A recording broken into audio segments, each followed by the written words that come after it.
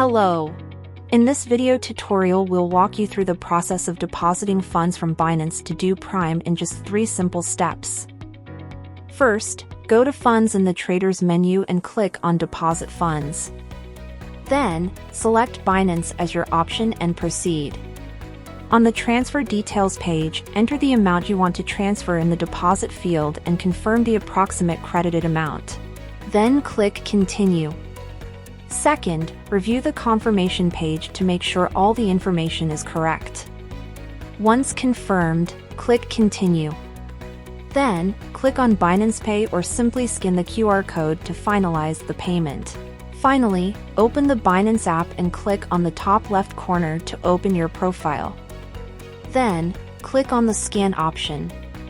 You can either scan the QR code displayed on the Do Prime website or upload the QR code picture directly.